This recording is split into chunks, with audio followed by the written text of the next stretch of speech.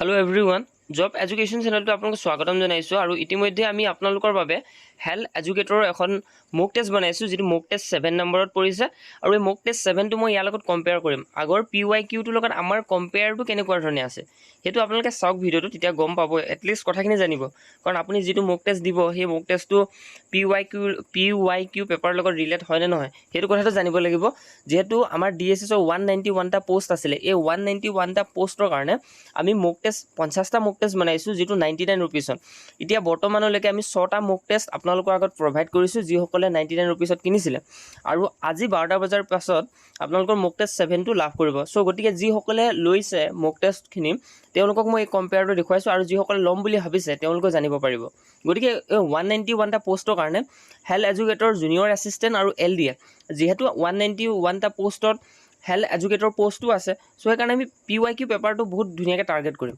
এতিয়া আপুনি চাব এখন পেপাৰ হ'ব আৰু আমি বনোৱা পেপাৰখন কেনেকুৱা হ'ব মই হেতু দেখুৱাম আপোনালোকক এতিয়া ইয়াতে কম্পেৰিজন হ'ব সো গটিকে ইয়াতে কেনেকুৱা ধৰণৰ কি আছিল 2 ঘণ্টাৰ হ'ব আৰু লগতে ইয়াতে আপোনালোকৰ কোন ধৰণৰ ৰিজনিং নাই গটিকে মোক বহুতে কৈ আছিল যে ৰিজনিংটো নাহে সো গটিকে ৰিজনিংৰ পেটাৰ্ন এটাও ফলো কৰাব গটিকে আমি 10টা মক টেষ্টৰ ৰিজনিং দিম 10টা মক টেষ্টৰ ৰিজনিং দিয়া নহব বাকি 10টা মক টেষ্টৰ অলপ বেলেগ ধৰণৰ পেটাৰ্ন হ'ব মানে আপোনালোকে 50টা মক টেষ্ট 50 দিনৰ কাৰণে আপোনালোকে টাৰ্গেট ল'ব পাৰিব আৰু মক টেষ্টটো কিয় ইম্পৰ্টেন্ট হয় আপোনালোকে গম পাইছে 50টা কৈ মক টেষ্ট আমাৰ অসমত মক টেষ্টৰ বহুত অভাৱ আপুনি 7টা বা 6টা মক টেষ্ট যেতিয়া ল'ব তেতিয়া আপোনাৰ 199 বা 149 रुपीस দিব লগা হয় মই আপোনালোকক 50 অৰ্থাৎ এভাৰেজটো আপোনালোকে চাওক কিমান টকা কৈ পৰিছে 50টা মক টেষ্ট অৰ্থাৎ এটা মক টেষ্টৰ 2 টকা কৈ পৰিছে হেতু কথা মন দিয়াটো বহুত বেছি উচিত হয় তে প্ৰথম আমি মেইন কথাটোলৈ আলোচনা কৰো ইয়াতে চাওক হু ওয়াজ দা ফাউন্ডাৰ অফ মৌৰ্য ডাইনেষ্টি অৰ্থাৎ মৌৰ্য ডাইনেষ্টিৰ ফাউন্ডাৰ কোন আছিল এতিয়া আমাৰ পেপাৰখনৰ কেনেকৈ দিছো আমি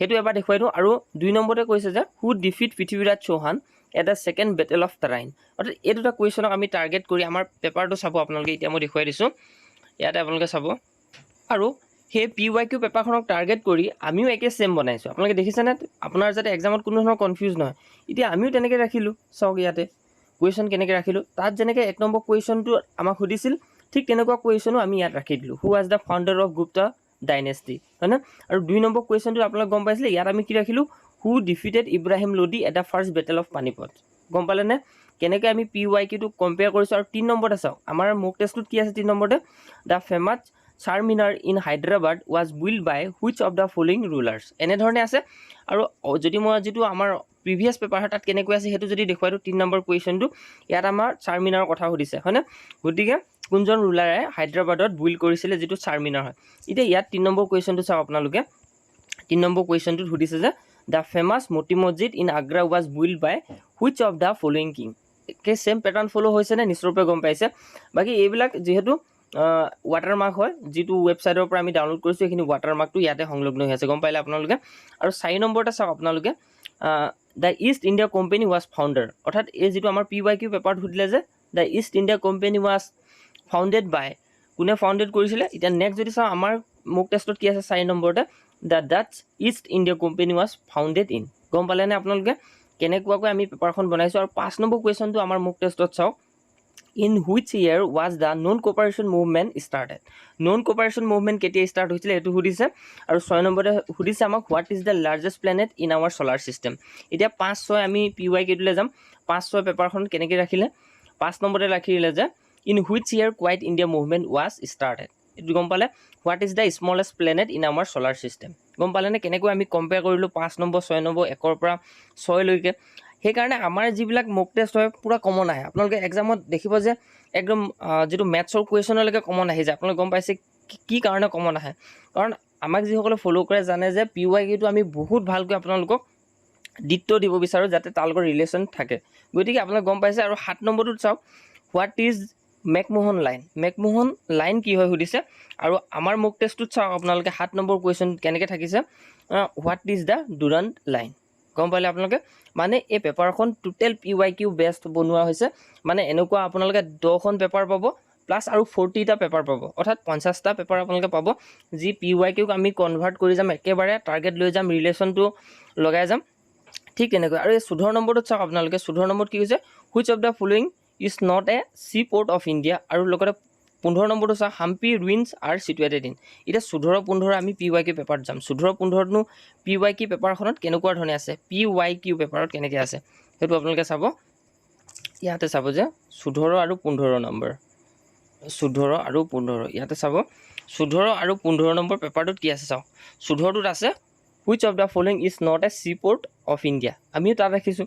15 নম্বৰটো হৈছে খাজুৰাহো ইজ চিটুৱেটেড ইন, হয়নে? খাজুৰাহো কথা সুধিলে আৰু আমি কি ৰাখিছোঁ 15 নম্বৰত চাওক। ইয়াতে 15 নম্বৰ ৰাখিলোঁ Hampi ruins are situated in. গম পালেনে কেনেধৰণে আমি ফ'ল' কৰিছোঁ?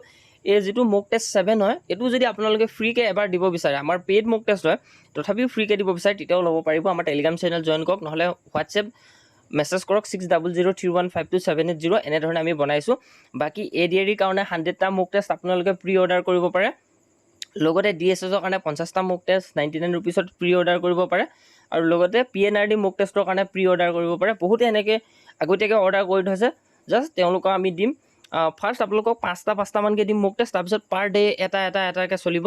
বাকী আমাৰ DSSৰ কাৰণে টোটেল 7টা মক টেষ্ট হ'ব এই মক টেষ্টটো সেতি। আৰু বহুত কেণ্ডিডেটে ভাল পাইছে যিহেতু আমাৰ মক টেষ্টখিনি ভালো পায় বহুতে। চ' সেইকাৰণে আপোনালোকে যদি ল'ব বিচাৰে নিশ্চয়ভাৱে ক'ব। বাকী এই পেপাৰখন মই সকলোখিনি দেখুৱালোঁ হয়, কিন্তু একেবাৰে ছেম PYQ আমি ফ'ল' কৰিছোঁ। PYQৰ লগত আমি যিটো অৰ্থাৎ টপিক হয় সেইটো মেপিং কৰিছোঁ। গম পালে আপোনালোকে? সেই তেনেধৰণে মেপিং হৈছে। আৰু একবাৰ মই লাষ্ট দেখুৱাই দিছোঁ 17 নম্বৰটো।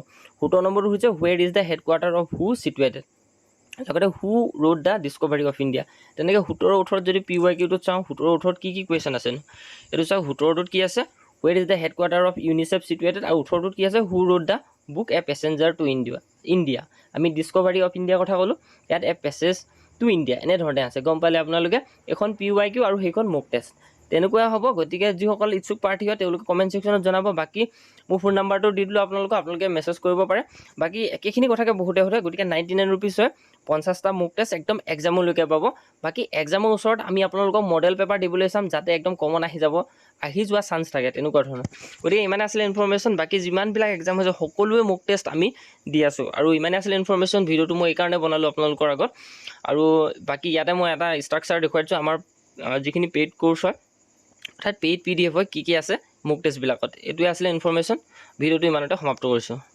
আৰু লগতে অকল GK বুলিয়ে নহয়, আপোনালোকৰ মেথছো তেনেকুৱা টাইপৰ আছে, চব একেই এনেকৈ বনাইছোঁ। বাকী আপোনালোকে জনাব সকলোখিনি।